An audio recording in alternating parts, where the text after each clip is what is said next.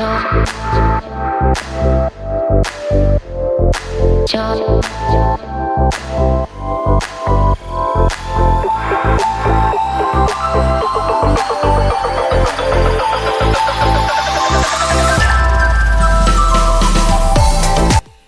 everyone, I'm happy to be here with you today. We are presenting a special event. It's the Swiss Italian Startup Award.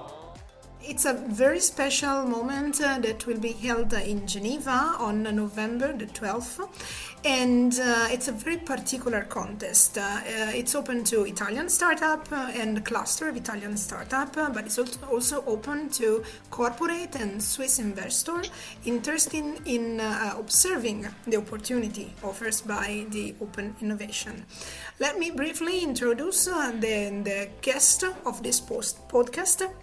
We have Fabrizio Macri, Secretary General of Italian Chamber of Commerce, Umberto Milano, he is expert in cross-border operation between Italy and Switzerland, and he is member of Pizzatech, and Giovanni Leo, members of the jury of the Swiss Italian Startup Award, and Enrico Bergamini, he is a startup analyst of Fonte. So, Fabrizio, let me start with you. The Italian Chamber of Commerce is the co-organization of the award. So, do you want to introduce the operation? Yeah, we are actually very thankful to Fongit for deciding to co-organize this event with us. We are very honored to have such competent people working with us on this issue. We couldn't do it alone. We are aware of that. So this is how the whole idea started. We needed a strong local partner to be able to provide Italian startups with a credible platform, which will be an opportunity for them to promote their innovation, Italian technology on the Swiss market. The whole concept of the event is that we have on one side Italian startups providing technological solutions, and on the other side corporates, mainly corporates based in Switzerland. There's also going to be some VC and business angels probably, but the main target of the event is going to be corporate investors and corporate based in Switzerland. The corporates will basically provide us with technological needs that they plan to have in the next few years. And on the basis of these needs, we're going to scout for startups in Italy on the Italian market. Hopefully also involving not only single startups, but also involving clusters of startups wishing to present their supply in Geneva.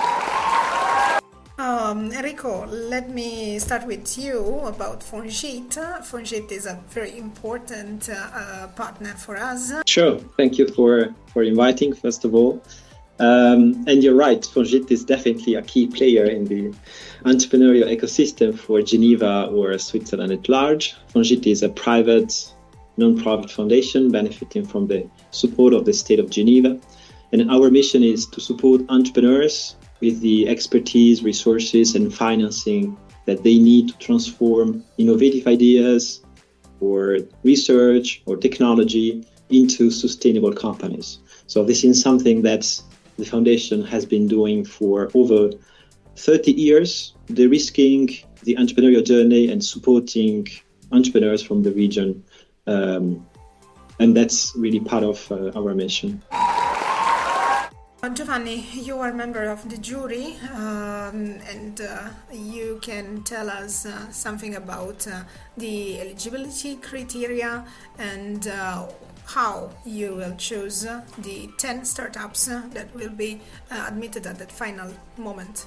So as you said, in the guidelines are clearly specified that there are two categories so two criteria. There is the first one, which is the eligibility one, which is the criteria that you have to satisfy to participate to the contest and to the award. And then there is the other one, which is the evaluation, which is on how we will select the 10 finalists to the award.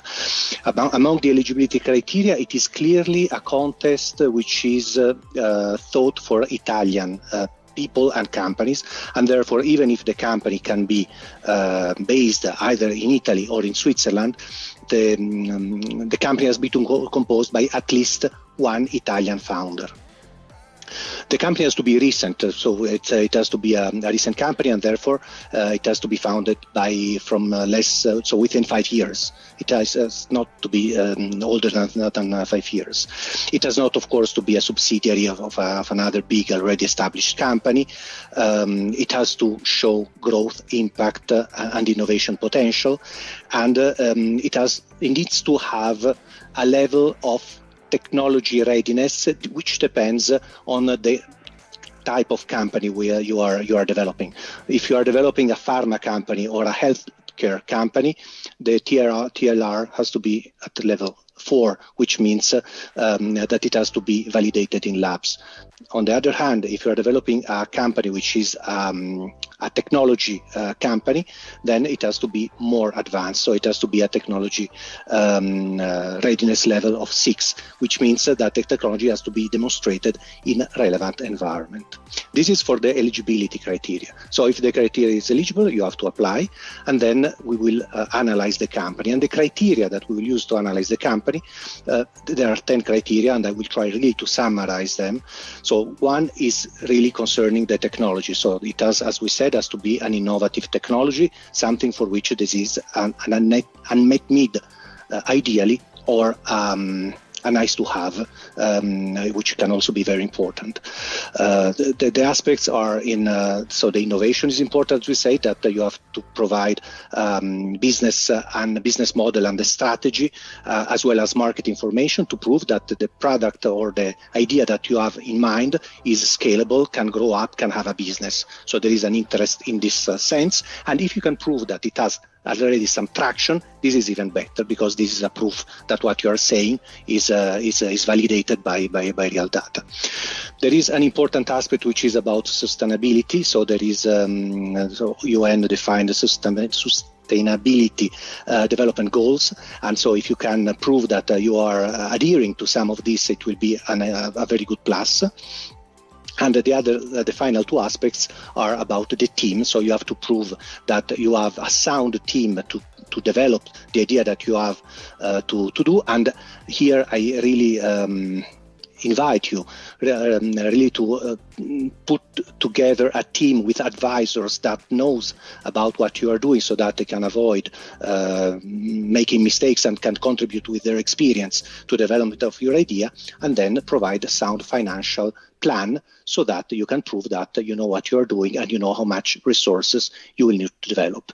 So this, in summary, are the criteria that we'll use to evaluate the companies.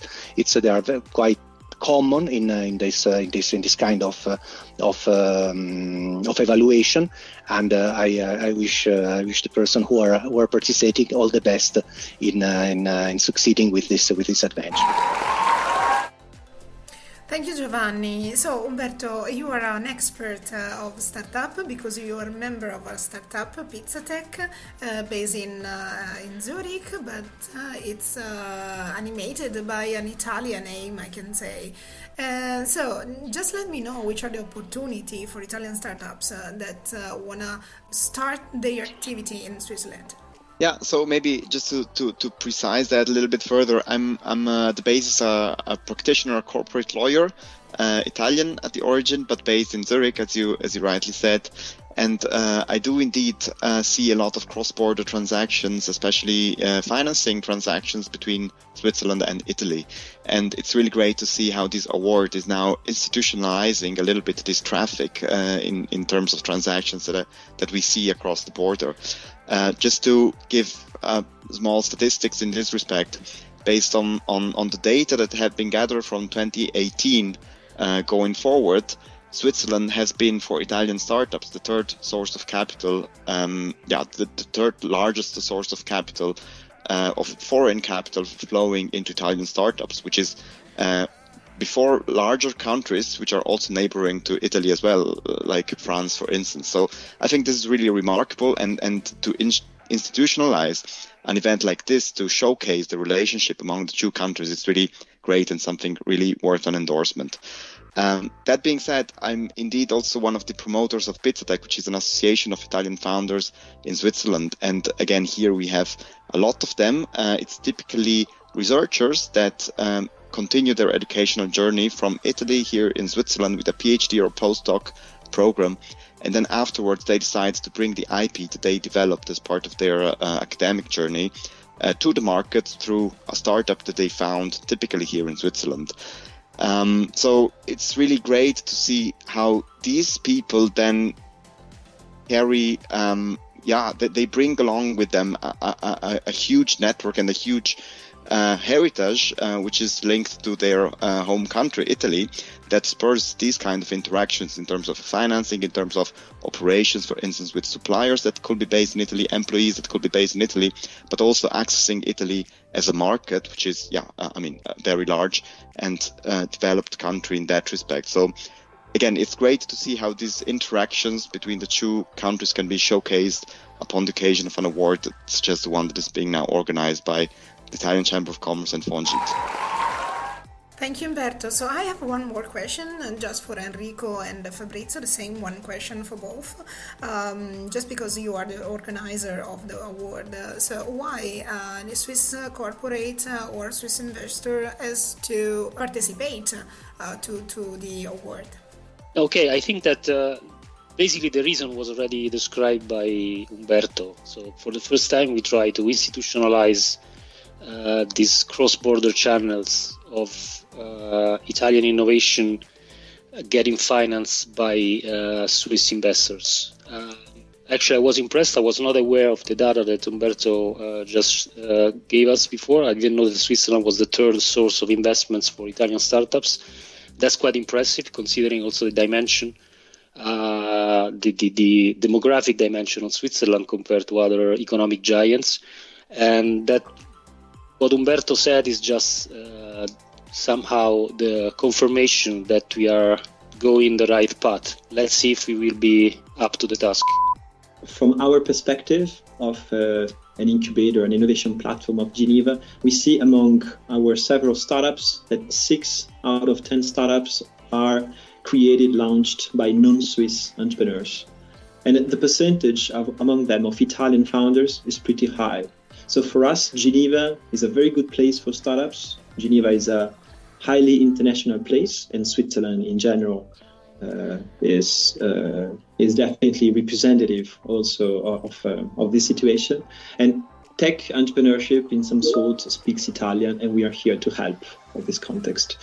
So for the reason, we believe that for corporates, for investors, investing in startups means also supporting this kind of trend, which is already there, and it's a huge opportunity for returns and for supporting the economy here. Thank you, and good luck to all the startups that will decide to participate. And so for the corporate and for the investor, it will be the best place, or better, the place to be.